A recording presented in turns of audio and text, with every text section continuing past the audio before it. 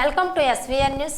GVMC 95వ ward YSR Congress party మహిళా నేత సీనియర్ నాయకులు కొవ్వాలి ప్రసన్న లక్ష్మి పార్టీలో చోటు చేసుకున్న కార్యక్రమాల పట్ల తీవ్ర ఆవేదన వెలబుచ్చారు. వార్డు పార్టీ అధ్యక్షుడు రాపత్తి మాధవ్ వివాదాస్పద చర్యల కారణంగా పార్టీకి తీవ్ర నష్టం జరుగుతుందని ఆందోళన వెలబుచ్చారు. గురువారం తన నివాసంలో మీడియాతో మాట్లాడుతూ 2011లో పార్టీ ఏర్పడిన నాటి నుండి పార్టీ కోసం ఆర్నేసాలు పాటుపడుతున్నామని, జగనన్న సరిమిల పాదయాత్రలో కీలక పాత్ర పోషించానని తెలిపారు. పార్టీ చేపట్టిన ప్రతి కార్యక్రమంలోనూ భాగస్వామ్యురాలుగా ఎన్నో ప్రయాసాలు కోరి పనిచేశానని తెలిపారు.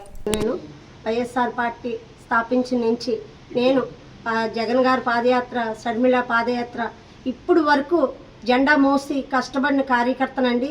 నిన్న కాక మొన్న వచ్చిన కార్యకర్తకి రాపత్తి మాధవరావు గారు మా ఇన్ఛార్జ్, ఆమె మీద ఇంట్రెస్ట్గా ఆమెకి మహిళా అధ్యక్షురాలుగా పదవి ఇవ్వడం జరిగిందండి. ఇంట్రెస్ట్ చూపించాడు ఆమె మీద, ఇచ్చాడు.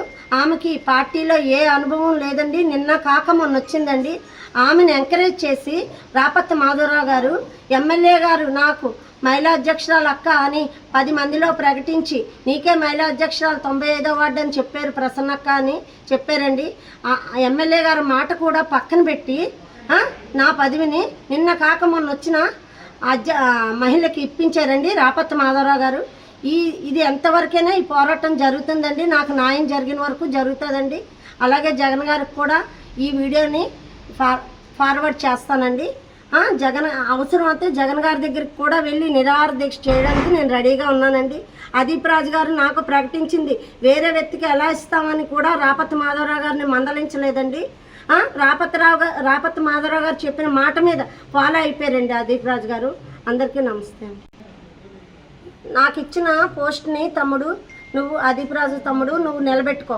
ఎందుకంటే గతంలోని నువ్వు అందరిలోని ప్రకటించావు ప్రసన్నక్కకి ఈ పోస్ట్ కష్టపడ్డది, వెనకతలు ఏ జనం ఆమె చెప్పింది. నా దగ్గర 400 జనం ఉన్నారండి. 400 జనం కాదు, 40,000 జనం ఉన్నా సరే నాకు ఇచ్చిన మాటని మీరు నిలబెట్టుకోండి.